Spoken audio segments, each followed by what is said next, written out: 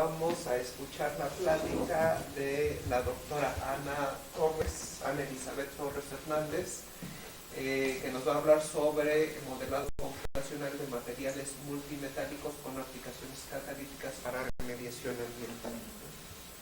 Entonces, bueno, brevemente, la doctora Torres estudió química, la maestría y el doctorado en ciencias químicas en la UNAM.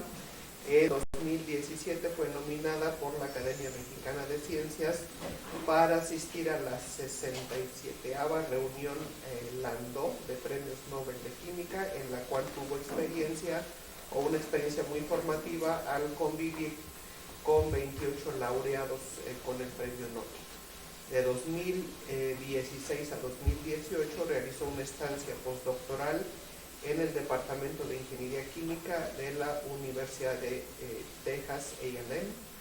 En 2018 fue nominada para el programa Rising Stars en Ingeniería Química del Instituto Tecnológico de Massachusetts.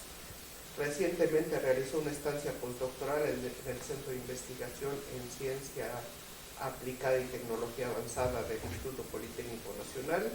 Es miembro del Sistema Nacional de Investigadores Nivel 1, ha participado en actividades docentes en licenciatura y posgrado, y también ha participado en programas de mentoría STEM, que como saben es Ciencia, Tecnología, Ingeniería y Matemáticas, dirigido a niñas de nivel medio y medio superior. Entonces, bueno, pues le damos la bienvenida a la doctora Torres. Además, ella es una de las candidatas, entre otros, que han estado presentando para ocupar una plaza en el área de química teórica aquí en el ICAT. Además, el lunes va a haber una presentación donde van a estar varios candidatos. Pues bueno, si gustan asistir para que den su opinión sobre los candidatos, también están invitados. Les va a llegar en su momento la invitación. Bueno, pues bienvenida. Gracias por esta presentación, doctor Sanela.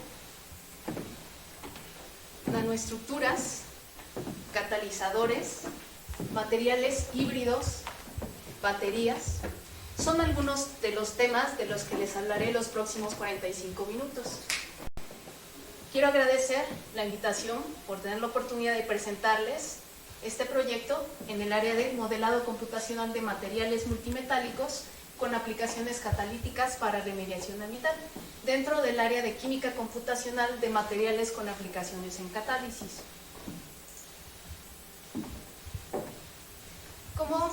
Primeramente quiero presentarles una panorámica general de las investigaciones en las que he tenido la oportunidad de participar a lo largo de mi formación académica. Durante la maestría en la Facultad de Química de la UNAM tuve la oportunidad de estudiar interacciones básicas de metales de transición con pequeñas moléculas como los fluorometanos. En este caso, estas reacciones son de interés para reacciones que se llevan a cabo bajo confinamiento en condiciones de aislamiento matricial. Estas reacciones tienen la particularidad de que experimentalmente se ha detectado como productos de reacción, productos insertados, carbenos y carbinos. Además, tienen la característica de que los reactivos presentan una diferente multiplicidad de spin que los productos.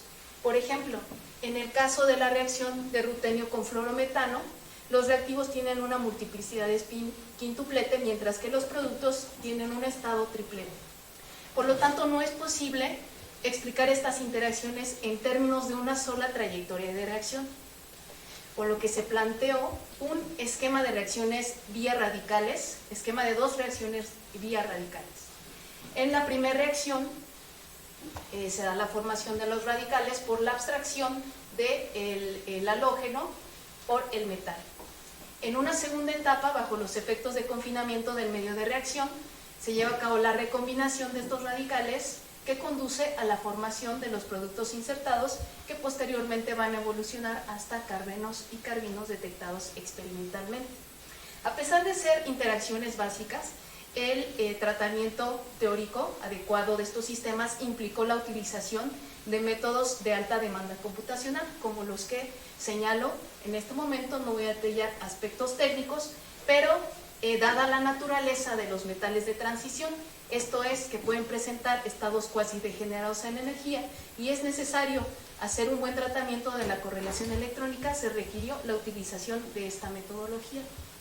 Más aún, este esquema se pudo aplicar a otras diferentes interacciones donde participan diferentes metales de transición en interacciones con algunas otras moléculas pequeñas, explicando así la distribución de productos detectadas a nivel experimental.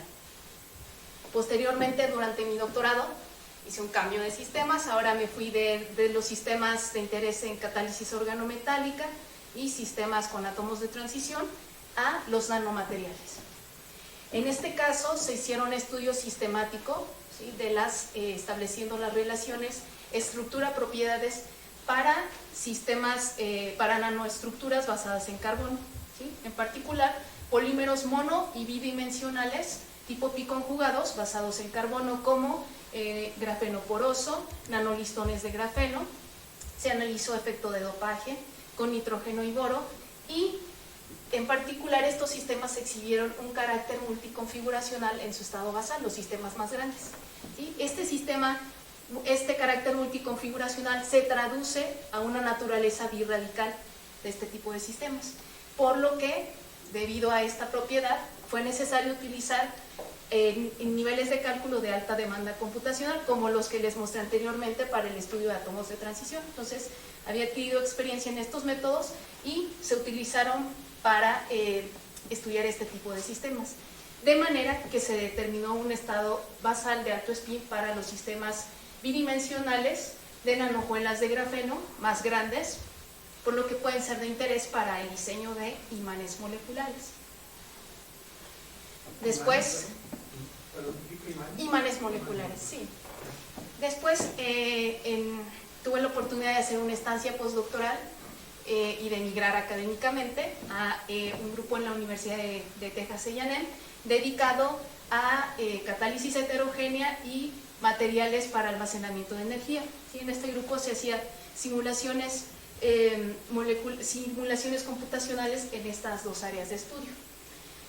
Entonces, uno de los primeros sistemas que estudié en esta primera estancia postdoctoral fue la reacción de isomerización de 1,2-dihidrofenantreno catalizada en un medio ácido bajo confinamiento en materiales cerodimensionales, esto es, catalizado por una zeolita tipo mordenita. Entonces se estudió la reacción de isomerización de este hidrocarburo policíclico aromático de interés en química del petróleo, ¿sí?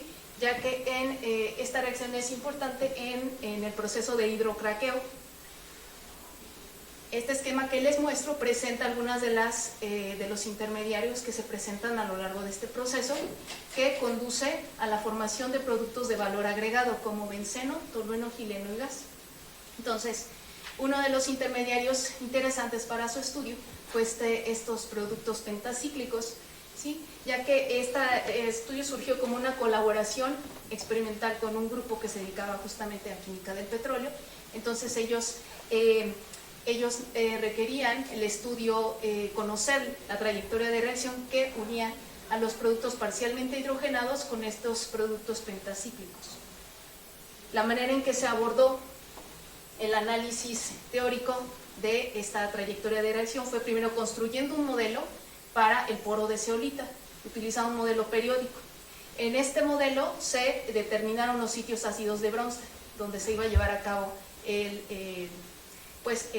la catálisis. Y con la experiencia que había adquirido previamente en el estudio de reactividad en sistemas moleculares, propuse utilizar un modelo híbrido, donde se utilizó un nivel de teoría alto para el sitio reactivo y se incluyó el efecto del medio utilizando un campo de fuerza. A partir de estos cálculos se construyó el perfil de reacción que conduce del fenantreno al producto de la cicloisomerización. Se determinó como paso limitante de reacción justamente la ciclación, donde ocurre en un paso concertado la cicloisomerización y una ruptura de enlace beta carbono-carbono. Posteriormente, en un segundo estudio, incursioné en el área de materiales para baterías basadas en litio, que era el área de especialidad de este grupo.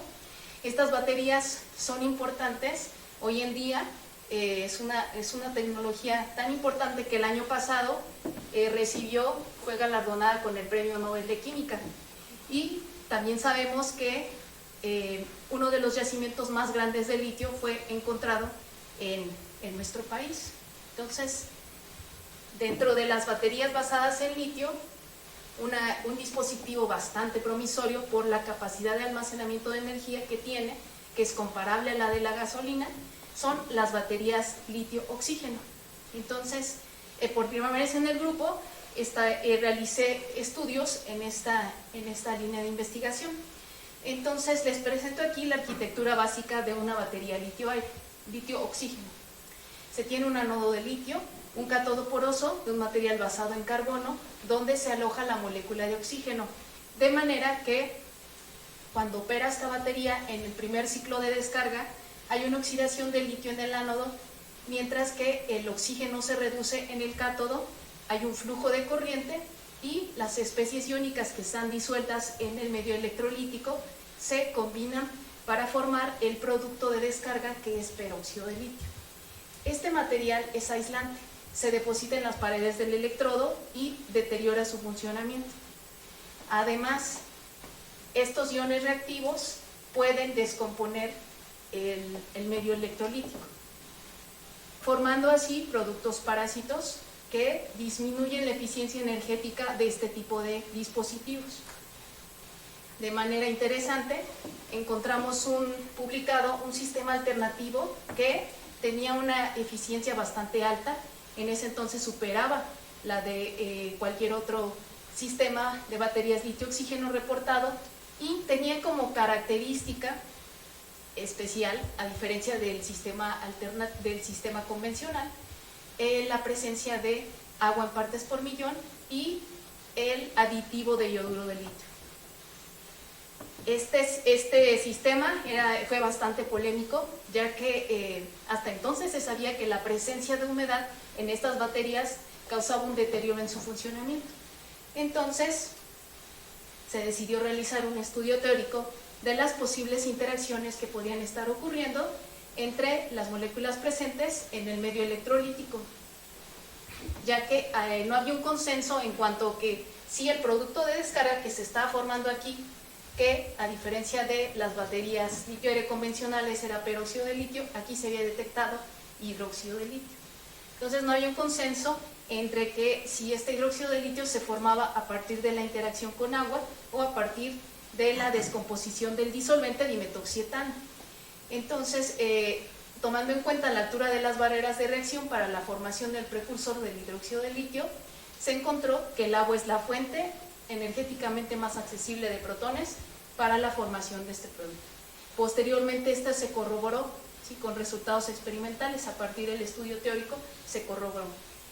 Después, en un tercer estudio, analicé materiales relevantes para baterías litio-azufre, que tienen una mayor capacidad de almacenamiento de energía que las baterías ion-litio, que forman parte de nuestros dispositivos electrónicos. En este caso, hice un estudio teórico del material basado en sulfuro de litio. Se había encontrado que para baterías de estado sólido resultaba bastante positivo el adicionar halógenos como aditivos. Esto mejoraba bastante la eficiencia y el funcionamiento de esta batería, por lo que analicé el efecto de la adición de halógenos en este tipo de materiales en el proceso de deslitiación para el ciclo de carga. De manera que encontré que la energía de deslitiación necesaria para la deslitiación efectivamente disminuía cuando se agregaba en particular yodo, a diferencia del sistema prístino. En un cuarto trabajo he tenido la oportunidad de colaborar con dos grupos experimentales expertos en el área de batería, uno de ellos dedicado al diseño de materiales híbridos para recubrimiento de ánodos de silicio en baterías ion-litio, lo cual mejora propiedades mecánicas y estabilidad de este material. Este material híbrido es sintetizado por el método depósito de capa molecular a partir de glicerol y trimetilaluminio. Entonces, lo que nos plantearon estos grupos experimentales es que ellos estaban analizando la estructura química de este material y encontraron que en las primeras etapas de formación de este recubrimiento, la presencia de acroleína y acetol, que no se había reportado anteriormente para este tipo de materiales híbridos. Entonces ellos requerían el estudio de una trayectoria de reacción que explicara la presencia de estas moléculas que posteriormente podrían sufrir una polimerización iónica, ¿sí? y conducir a la formación del recubrimiento. Entonces lo que se hizo fue, utilizando un modelo tanto de clúster como un modelo de superficie, analizar estas posibles intermediarios de reacción. Hicimos un análisis energético donde logramos explicar justamente la formación de estos productos y la presencia de agua en el medio de reacción. Esta colaboración se ha continuado a distancia y, bueno, en una segunda estancia postdoctoral en CICATA del Instituto Politécnico Nacional, ¿sí? He tenido la oportunidad de trabajar con un grupo experimental dedicado al diseño de materiales basados en nitrocruciatos metálicos. Entonces lo que hace el grupo es, a partir de materiales en bulk, utilizando disolventes como agentes exfoliantes, han logrado romper selectivamente los enlaces axiales metal-ligante para formar materiales bidimensionales, ¿sí?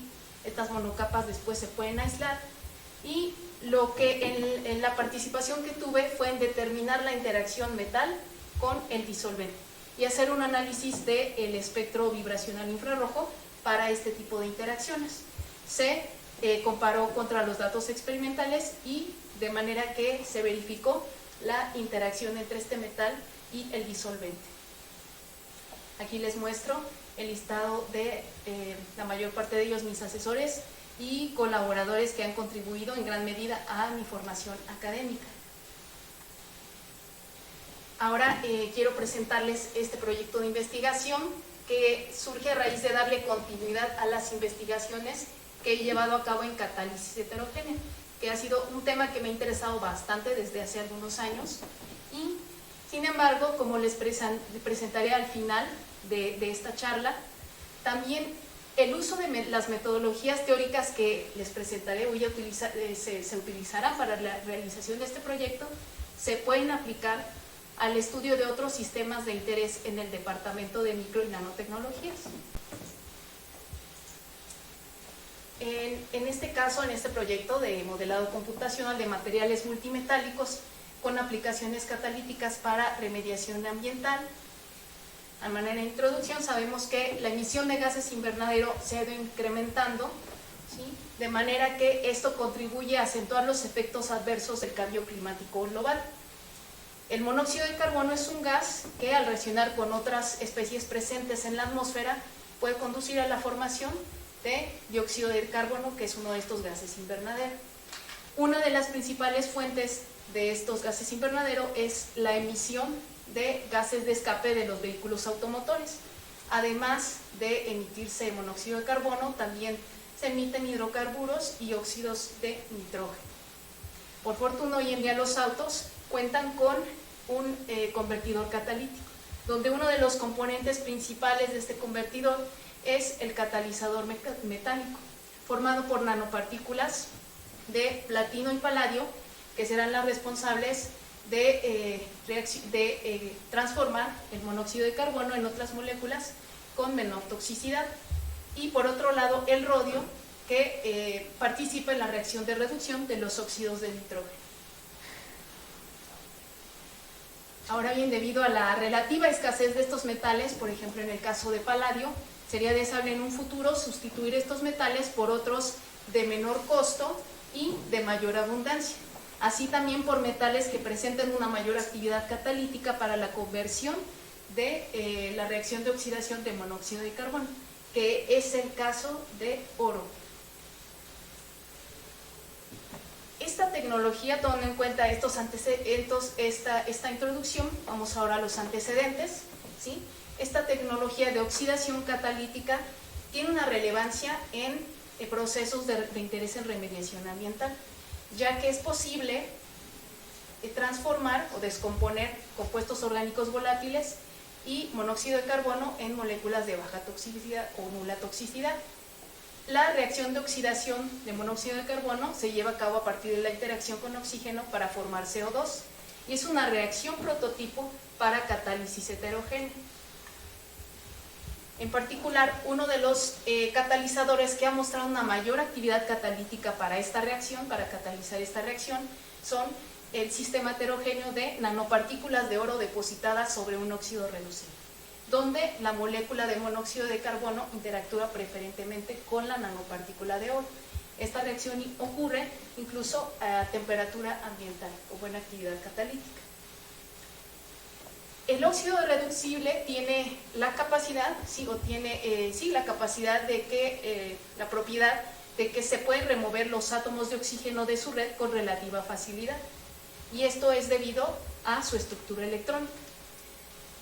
En el caso de los estados más bajos de energía en la banda de conducción, estos tienen contribuciones de los orbitales tipo D del catión titanio 4+, y esta banda se encuentra no muy lejana en energía con respecto a la banda de valencia. Así pues, cuando se extrae un oxígeno de la red formando una vacancia, el exceso de electrones que queda en el material van a estar ocupando niveles vacíos, a la vez que el ion de titanio 4+ se reduce a titanio 3+. Con base en la evidencia experimental y teórica, se ha sugerido que la reacción de oxidación de monóxido de carbono catalizada en este sistema heterogéneo ocurre por un mecanismo de Marsban Griffin. Este mecanismo se lleva a cabo a partir de básicamente 3 reacciones. La primera reacción consiste en el primer ciclo de oxidación de monóxido de carbono, donde esta molécula abstrae un átomo de oxígeno de la red, mientras que el titanio se reduce.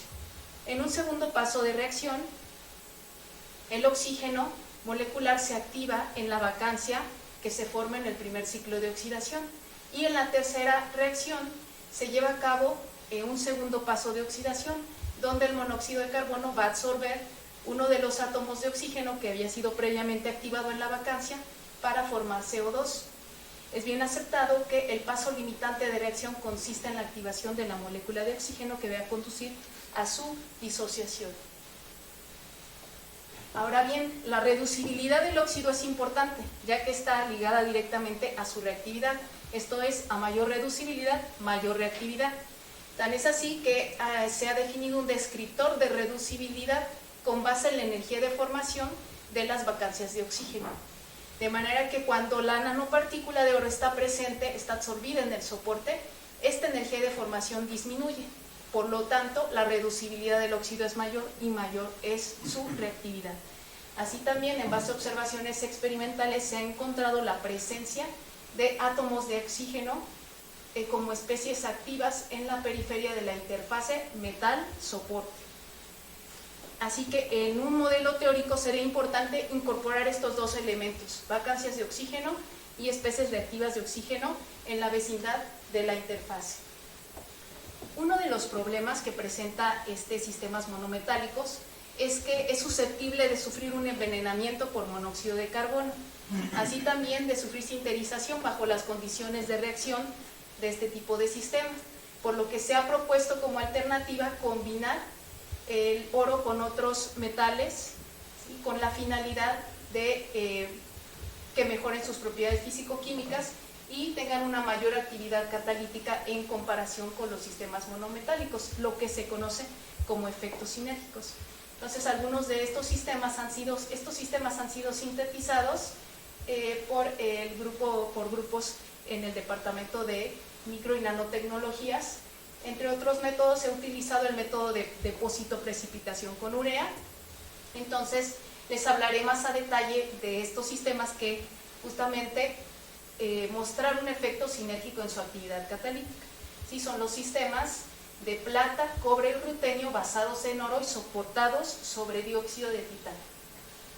En el caso del primer sistema, es el sistema oro-plata soportado. Entonces, este sistema ha mostrado una mayor estabilidad que el sistema monometálico de oro y una mayor actividad catalítica a temperatura, incluso a temperatura ambiente. cuando el oro se encuentra en mayor proporción que la plata. Desde el punto de vista teórico, se han realizado simulaciones donde solo se estudia el sistema monometálico de plata, y lo que se ha encontrado es que la molécula de oxígeno tiene la capacidad de activarse en la plata, a diferencia del el caso de oro. Se estudió esta reacción a través de un mecanismo de Langmuir-Hinchelwood y se explicó la activación de oxígeno a partir de transferencia de carga desde la plata hacia un electrón hacia un orbital de antienlace de la molécula de oxígeno. En cuanto a la nanopartícula bimetálica, se han estudiado modelos, pero libres, sin el soporte, sin el efecto del soporte, para analizar propiedades de absorción de la molécula reactiva. Por lo que sería interesante realizar un estudio teórico del sistema completo de la nanopartícula bimetálica soportada sobre dióxido de titanio, con la finalidad de analizar los mecanismos de oxidación de monóxido de carbono, hacer un análisis también de las propiedades electrónicas en la interfase metal-soporte, ya que se desconoce su naturaleza, para determinar el origen de la sinergia en la actividad catalítica. Ahora vamos con el segundo sistema, el sistema oro-cobre, soportado sobre dióxido de titanio. En particular, este mostró efecto sinérgico en su actividad catalítica cuando las nanopartículas se soportan sobre la fase anatasa de dióxido de titanio bajo un tratamiento térmico en aire. Se conoce que la fase activa en este tipo de sistemas está formada por óxido de cobre. En estudios teóricos se han utilizado modelos de clúster del sistema bimetálico, pero soportados sobre otro óxido reducible, basado en serio. Entonces, para este sistema se ha determinado que la molécula de oxígeno se va a activar en los sitios oro-cobre o en los sitios cobre-cobre. Recientemente ha sido reportado un estudio teórico donde se utilizó un modelo de clúster de oro donde se incluyó únicamente un átomo de cobre. Entonces se estudió la trayectoria de reacción y se encontró que el sitio catalítico donde había presencia de óxido de cobre era más activo que aquel que contenía únicamente cobre. Sin embargo, en este sistema no se incluyeron interacciones cobre-cobre, que son importantes para explicar la disociación de oxígeno. Por lo que adicionalmente a los aspectos que ya les mencioné son interesantes para estudiarse en el sistema anterior de plata-oro, también se podría estudiar el efecto de la fase cristalina, ya sea rutilo o anatasa, en las propiedades electrónicas y en la actividad catalítica para este tipo de sistemas. Un tercer sistema está constituido por el sistema bimetálico oro-rutenio sobre dióxido de titanio. En este sistema tiene relaciones estructura-actividad bastante interesantes, ya que cuando este sistema se somete a un tratamiento térmico a 300 grados centígrados bajo atmósfera reductiva, se obtiene una morfología tipo Janus o Volkov, donde se tiene oro en el core y rutenio en el shell. Rutenio, a diferencia de oro, tiene preferencia por la absorción de la molécula de oxígeno. Este sistema tiene una baja actividad catalítica, a pesar de este hecho. En cambio, cuando la temperatura del tratamiento reductivo se incrementa, se obtiene una morfología con una composición invertida, donde se tiene rutenio en el core y oro en el shell, con una alta actividad catalítica, mayor a la del sistema monometálico de oro. Por lo tanto, este sistema tiene bastantes interrogantes interesantes que son susceptibles de estudiarse, de explorarse mediante cálculos teóricos. Por ejemplo, sería interesante determinar la estructura electrónica del sistema en las morfologías core-shell y tipo Janus, analizar el mecanismo de reacción de la oxidación de monóxido de carbono en el sistema donde se tiene rutenio en el core y oro en el shell. También estudiar el efecto de confinamiento en rutenio para analizar si este actúa sobre el oro, confiriéndole la capacidad de activar oxígeno, o bien sobre el soporte, mejorando sus propiedades catalíticas para activar el oxígeno vía un mecanismo de Mars-Van Krifling. Analizar la estructura electrónica en la interfase y propiedades de absorción de las moléculas reaccionantes. Pasando a otro tema, ¿sí? Otra de las aplicaciones que tienen estos sistemas bimetálicos soportados sobre dióxido de titanio es en procesos en fotocatálisis utilizados para la degradación de materia orgánica en agua. Se sabe que una de las especies oxidantes más importantes y que es la especie activa en la reacción de descomposición de la materia orgánica es el radical hidroxilo. Este se genera a partir de los huecos que a su vez se generan fotocatalíticamente y posteriormente reaccionan con la molécula de agua, generando así estos radicales hidroxilo en la cercanía de la superficie, por lo que se podría inferir que es importante la interacción de la molécula orgánica con la superficie para que se lleve a cabo este proceso. Sin embargo, recientemente se reportó un estudio experimental donde se llevó a cabo la degradación catalítica del sulfametoxazol y se encontró que no se detectó una absorción de esta molécula sobre dióxido de titanio en ausencia de la nanopartícula. Sin embargo, en presencia de esta, se incrementó el grado de mineralización o bien descomposición del contaminante, disminuyendo también así el tiempo para su descomposición bajo radiación con luz ultravioleta e incluso luz visible, por lo que sería interesante hacer un estudio teórico para estudiar cómo se modifican las propiedades de absorción de esta molécula en la superficie cuando la nanopartícula está soportada y también estudiar el papel que juega cada uno de los metales que componen la nanopartícula en la degradación del antibiótico. Tomando en cuenta estos antecedentes, se plantearon los siguientes objetivos. El objetivo general de este estudio es realizar una investigación computacional de reacciones de interés en procesos de remediación ambiental, catalizadas por sistemas heterobimetálicos en fase heterogénea, que permita analizar sistemáticamente propiedades electrónicas, mecanismos de reacción y definir descriptores químicos de reactividad que caracterizarán a cada uno de estos sistemas. En particular, se plantea realizar el estudio de la oxidación de monóxido de carbono por sistemas modelo de nanopartículas bimetálicas de plata, cobre o rutenio con base en oro soportadas sobre dióxido de titanio. Así también hacer un modelado computacional de procesos fotocatalíticos en la degradación de moléculas orgánicas en agua por nanopartículas bimetálicas soportadas sobre dióxido de titanio. Con la finalidad de llevar a cabo este estudio, ¿sí?, la estrategia metodológica que se ha planteado para el mismo es la siguiente. En el caso de catalizadores bimetálicos en fase heterogénea, en una primera etapa se estudiaría los procesos de absorción de las moléculas reactivas en los sistemas de partículas monometálica o bien de manera comparativa con los sistemas bimetálicos soportados sobre dióxido de titanio, incluyendo el efecto de la morfología. En una segunda etapa se determinarían las trayectorias de reacción química tomando en cuenta el mecanismo de Langmuir-Hinchelwood y de Mars-Van Krevlin para la oxidación de monóxido de carbono catalizadas por nanopartículas bimetálicas soportadas sobre dióxido de titanio. Y en una tercera etapa se analizarían los efectos de efectos neutros y cargados en la superficie del soporte sobre la reactividad, de manera que con los resultados obtenidos en las tres etapas se propone como una perspectiva construir un modelo cinético para estos sistemas catalíticos a través de simulaciones con el método de Monte Carlo cinético.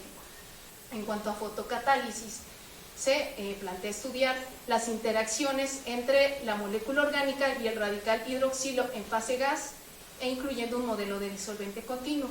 Y en una segunda etapa, incorporar el efecto del soporte para analizar las primeras etapas de degradación de la molécula orgánica.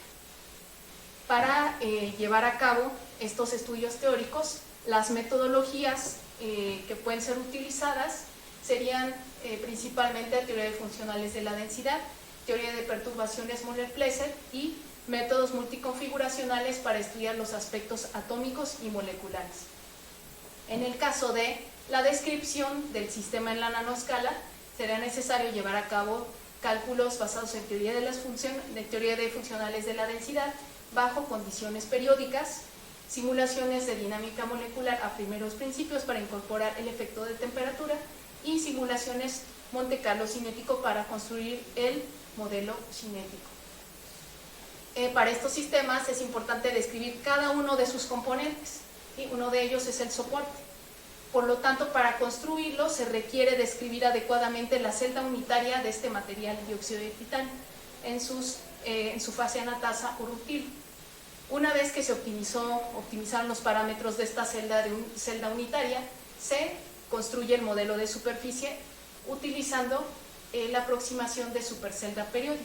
Para ello se realizarían cálculos de funcionales de la densidad bajo condiciones periódicas. Se utilizaría un mismo tratamiento teórico para el modelo de nanopartícula, ya sea mono y bimetálica, libre y soportada sobre la superficie de dióxido de titanio.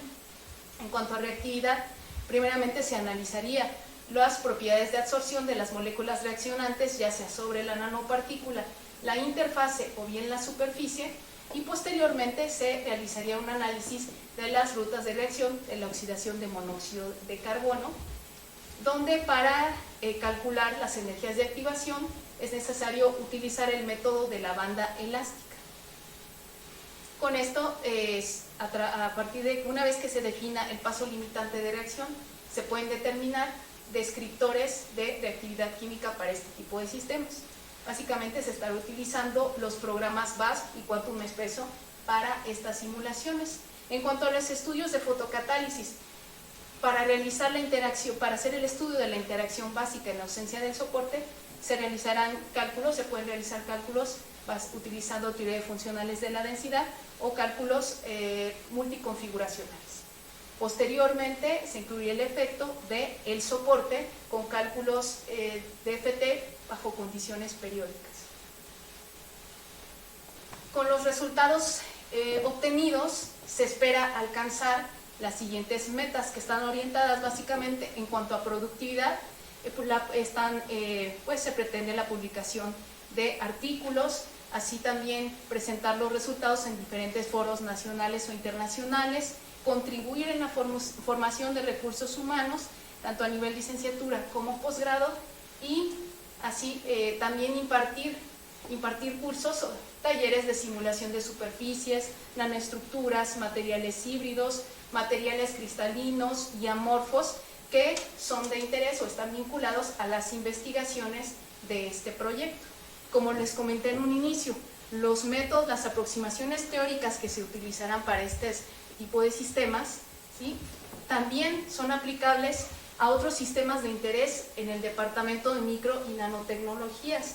En particular, se podría tener colaboración en las áreas en grupos dedicados a estudiar nanopartículas mono y bimetálicas libres. Se podría analizar, determinar las propiedades electrónicas de los sistemas sintetizados por algunos grupos de investigación en el departamento.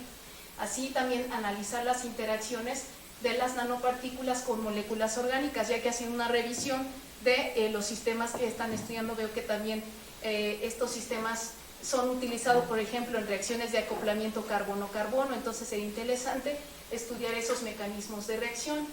Así también estudiar trayectorias de reacción para interacciones de nanopartículas libres con moléculas reactivas de interés. Y también se podría colaborar en grupos dedicados a los nanomateriales de carbono. Como les comenté, durante el doctorado adquirí cierta experiencia en el estudio de este tipo de sistemas basados en carbono. Sí, en este caso, pues los nanotubos de carbono, grafeno y fulereno funcionalizados, que son de interés para el grupo que estudia nanoestructuras. Se podría apoyar las investigaciones experimentales analizando la estructura electrónica y estudiando la interacción de las nanoestructuras basadas en carbono con moléculas inorgánicas que conforman materiales híbridos. En cuanto a la infraestructura necesaria para llevar a cabo este proyecto, ¿sí?, cabe señalar que la mayoría de los software que se requieren para hacer las simulaciones ya se encuentran disponibles en el equipo de supercómputo de DGTIC UNAM.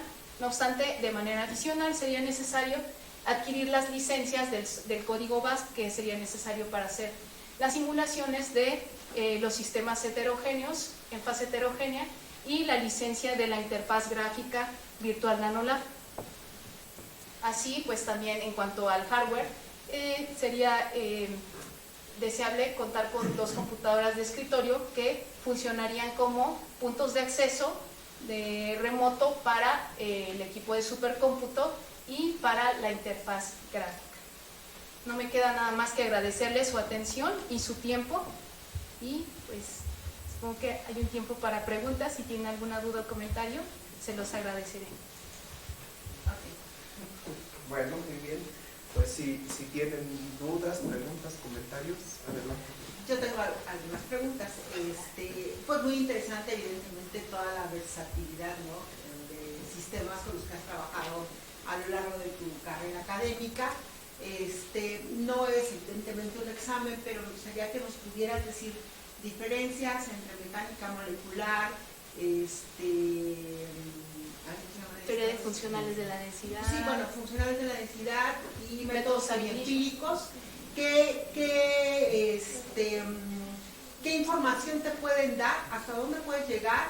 Tiempo de cómputo, más o menos, ¿no?, para que tengamos un panorama general. Claro. Por favor. En particular, gracias doctora, en particular se estarán utilizando métodos a primeros principios, ¿sí? Que los métodos a primeros principios se encargan, básicamente se fundamentan en resolver la ecuación de Schrödinger bajo diferentes aproximaciones. No es necesaria ninguna dato experimental para llevar a cabo estos cálculos, ¿sí? La única información que necesita es la posición inicial, una estructura de inicio, la geometría de inicio para iniciar el cálculo. Pero se calculan todas las posibles interacciones entre los electrones, ¿sí?, entre los electrones que conforman este sistema. En el caso de los métodos en mecánica molecular, ¿sí?, los métodos ab initio pues requieren cierto tiempo de cómputo dependiendo del tamaño del sistema, porque el tiempo de cómputo es dependiendo del método que se utilice, ¿sí?, va escalando con respecto al número de electrones de este tipo de sistema y al número de funciones de base que se utilizan o funciones de onda que se utilizan para describir este tipo de sistemas. En el caso de métodos en mecánica molecular, a diferencia de hacer un tratamiento mecano-cuántico de este tipo de sistemas, se hace un tratamiento a través de mecánica clásica, ¿sí?, donde se utilizan ecuaciones de Newton. Entonces las interacciones entre los átomos se van a dar considerados como si fueran, digamos, unos cuerpos sólidos, unas esferas unidas por un resorte, y entonces a través de las ecuaciones de Newton se van a describir este movimiento de los átomos, ¿sí? Entonces, los métodos de mecánica molecular tienen el inconveniente que, a pesar de que requieren mucho menos tiempo de cálculo que los métodos ab initio, el inconveniente de que solo funcionan, bueno, primero requieren datos empíricos, ¿sí? Entonces esto quiere decir que no tiene un carácter predictivo. ¿Por qué? Porque necesitamos conocer, ¿sí?, cuál es la fuerza de interacción entre A y B. Entonces, si yo voy a estudiar un sistema para el que no se ha definido el potencial que describe esta interacción, entonces este método no tiene un carácter predictivo. Funciona bien para sistemas conocidos, bien caracterizados, pero no tiene un carácter predictivo, ¿sí? La ventaja que tiene es que disminuye el tiempo de cómputo, ¿sí? Entonces, por ejemplo, en el caso del sistema híbrido que les presenté, en el caso de zeolitas, se utilizó un método híbrido donde justamente se utilizó teoría de funcionales de la densidad, que es un método ab initio, para estudiar el sitio reactivo, y mecánica molecular para simular el efecto del entorno químico. Entonces ahí se aprovecharon las dos. Una es que todo el entorno químico, que solo juega un papel de confinamiento, pero no es el sitio reactivo, se simuló con un método que requiere pues un menor tiempo de cómputo, ¿no? Entonces aprovechamos lo mejor de los dos métodos, ¿no? En el caso de métodos semiempíricos, lo mismo, necesitamos parámetros experimentales, exactamente, a diferencia de estos métodos que, si bien sí son más costosos computacionalmente, pues podemos estudiar cualquier variedad de sistemas desconocidos. ¿Alguna otra pregunta? Yo tendría otra. Sí, mira, Mira, en los últimos tiempos, justamente todo lo que tiene que ver con el estudio de la interacción de nanopartículas con bacterias, por ejemplo, ¿no? Las propiedades microbicidas y, bueno, obviamente contra virus y demás, pero en particular con bacterias, y que es muy interesante porque ya sabes que en algunos casos se ha generado multiresistencia y justamente ese es uno de los problemas, ¿no?, que está matando a la gente, ¿no? Por ejemplo, la neumonía. Entonces, no queda muy claro cuál es la acción de las nanopartículas, ¿no? Cómo es que realmente están atacando a las bacterias. Eso prácticamente no hay nada de estudios teóricos, ¿no?, que ayudaría mucho a entender la reactividad y cómo es que se está dando esta acción microbicida. ¿Cómo ves ese tipo de estudios? Evidentemente, ¿no? Bueno, obviamente tienes sistemas nitrogenados, tienes fósforos, tienes azufres, que es por donde interactuarían las nanopartículas, ¿no? Pero te digo, es un estudio interesante porque de hecho no hay nada en este momento que ayudaría mucho a entender qué posibilidades de poder simular algo de ese estilo. Creo que sí hay posibilidades, bueno, la pared celular, por ejemplo, de la bacteria, podríamos enfocarnos en analizar la interacción de la nanopartícula con, por ejemplo, aminoácidos, con, no sé, algunos otros grupos funcionales, exactamente. Entonces, claro que sí es susceptible de ser estudiado, posiblemente no toda la pared celular, claro. pero se podría ir creciendo el sistema, ¿sí? Se podría ir creciendo el sistema. Primero la interacción básica entre los componentes de la pared celular y la nanopartícula, incluso incorporando el efecto de el agua en el medio, ¿sí? Incluso incorporando efecto de pH, por ejemplo. Sí, claro que sí son susceptibles, serían sistemas bastante interesantes. Sí, yo creo que esos son muy interesantes. Claro que sí, y sí se puede hacer en un tiempo razonable, son viables. Excelente. Claro que sí. Sí. Doctor.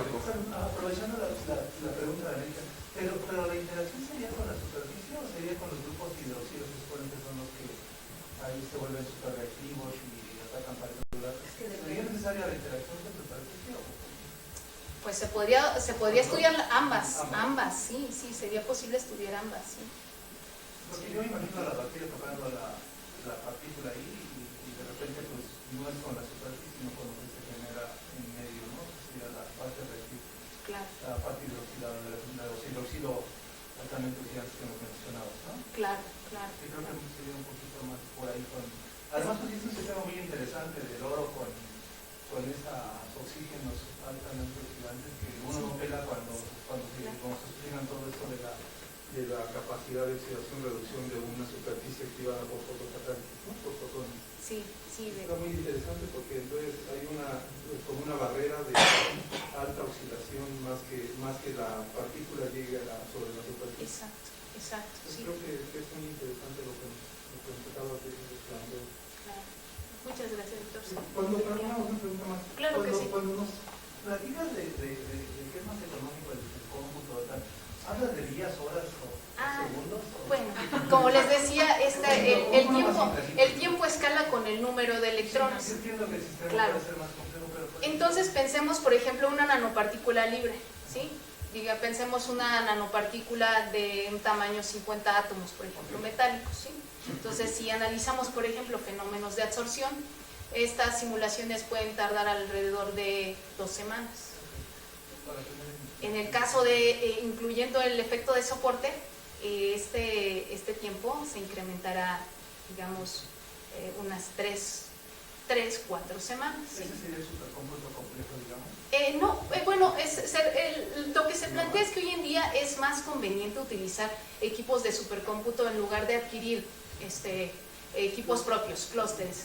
¿Sí? ¿Por qué? Porque, bueno, primero, se aprovecha la paralelización que hay en supercómputo, se aprovecha una infraestructura que ya existe, entonces no estaremos usando recursos adicionales, luz, el mantenimiento de esos equipos, que luego es bastante costoso. Entonces se aprovecharía esta infraestructura y estos códigos yo ya los utilizo en los equipos de supercómputo de la UNAM. Están bastante bien paralelizados, incluso comparando con los equipos de cómputo que usé en Texas, la verdad es que funciona bastante bien. O sea, entonces sí son viables de ser estudiados en los equipos de supercómputo. Ya he hecho algunas pruebas con otros sistemas, ¿sí? Con sistemas estudiados en el CICATA, y la verdad es que está bastante bien, o sea, ya incluso están instalados. Lo único que se requiere es la licencia. Adelante. Buenas tardes. Hola, buenas Yo tengo tardes. una pregunta con respecto a las metas que propusiste y mencionaste la cuestión del presupuesto. ¿Tendrías un plan B? O sea, en el caso de que no haya nada de presupuesto, ¿cómo podrías tú generar esa producción si, digamos, Siempre hay un plan B, incluso un CD, ¿sí? Que es justamente, ya tuve la experiencia en el CICATA, que yo llegué y primero había un equipo de clúster que no estaba funcionando, entonces primero había que reactivar el equipo de clúster, ¿no? Entonces, después, con eso, pues también se buscó participación con el CINVESTAB, gente de supercómputo del CINVESTAB, reactivamos el equipo de supercómputo, vimos que se iba a necesitar más recursos para alguno de los sistemas. Entonces, por lo tanto, se estableció colaboración con investigadores de la UNAM y se estableció un proyecto de supercómputo donde, bueno, ellos sí tenían la licencia, entonces vía una colaboración, se tiene acceso a estos softwares, ¿sí? Y también vía colaboración se obtuvo una licencia de incluso esta interfaz gráfica. Entonces ya apliqué el plan C y D, ya tengo la experiencia de lo que es tener una infraestructura sin nada más que la colaboración y la buena voluntad de los investigadores, ¿no? Y bueno, la infraestructura ya hay en las instituciones, ¿no? Entonces ya tengo experiencia en eso y sí es viable. Sí. ¿Alguna otra pregunta? Bueno, yo tendría una. Desde luego el proyecto pues me parece muy interesante, está cercano a lo que yo trabajo, a lo que trabaja mi grupo, pero una de las cosas que nos preguntamos ahora en Catálisis es sobre cuáles son los sitios que realmente son activos, ¿no? Entonces puede haber sitios, que es lo que hemos investigado mucho en las partículas, ciertos sitios en la superficie de las partículas, pero ahora se habla mucho de los átomos individuales soportados o de pequeños clústeres de 2, 3, 5 nanómetros, porque si es un átomo individual pues no hay nada bimetálico, ¿no? Entonces, con los cálculos que tú haces, ¿crees que se pudiera distinguir cuál de todos esos átomos distintos que hay en partículas o a lo mejor átomos individuales o muy pequeños clústeres son los que en oxidación de CO u otras reacciones son reactivas? ¿Qué opinas de eso? Sí, de hecho he seguido simulaciones de dinámica molecular ab initio, sí, que se ha aplicado en baterías que justamente tienen este grado de dificultad, que incluso son sistemas, yo podría decir desde el punto de vista teórico, más complicados, porque en ese caso hay una interfase líquido-sólido. En este caso tenemos la ventaja que es una interfase gas-sólido, entonces eso facilita las simulaciones de dinámica molecular ab initio, donde podemos justamente dar un seguimiento de, precisamente, uno es si hay alguna preferencia por algún sitio de la nanopartícula a interactuar con monóxido de carbono o activar oxígeno, y la otra es que también podemos dar un seguimiento de la reestructuración de la partícula, de la nanopartícula, para incluso formar átomos activos. Se puede hacer un seguimiento de estos procesos dinámicos con este tipo de simulación de dinámica molecular ab initio. Sí, porque es uno de los grandes problemas, ¿no? Que cuando uno sintetiza el catalizador, antes, como no teníamos un poder de microscopía electrónica suficiente, pues veíamos partículas y toda la reactividad la asociábamos con partículas. Ahora que tenemos un mayor poder de resolución en los microscopios, vemos que hay partículas de diferentes tamaños, clústeres y átomos individuales en el mismo catalizador que funciona bien. Claro. Entonces, pues la pregunta es, de todo eso, ¿qué es lo que sí funciona, ¿no? Claro. Para tratar de favorecer en la síntesis unos u otros. Desde luego, los átomos individuales seguramente son muy reactivos. La situación es luego que tanto se mantienen en condiciones de reacción como átomos individuales, o probablemente pues, después de unos minutos, pues, segundos u horas, o días, al final pues terminan siendo partículas, ¿no? Entonces son cuestiones interesantes, pero que todavía implica extender más probablemente. Claro, aunque ya hay una simulación teórica que me encontré por ahí, justamente da seguimiento a eso. Encuentra que es un átomo que en algún momento se separa de la nanopartícula, es activo, después se recombina, pero se puede estabilizar en el medio de reacción.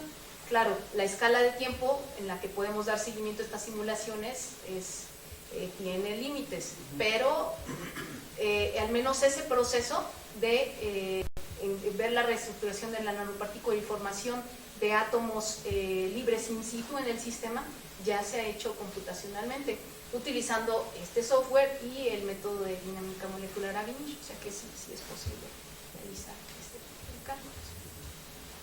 Muy bien, pues si hubiera alguna pregunta adicional, ¿no? Pues si no, le agradecemos.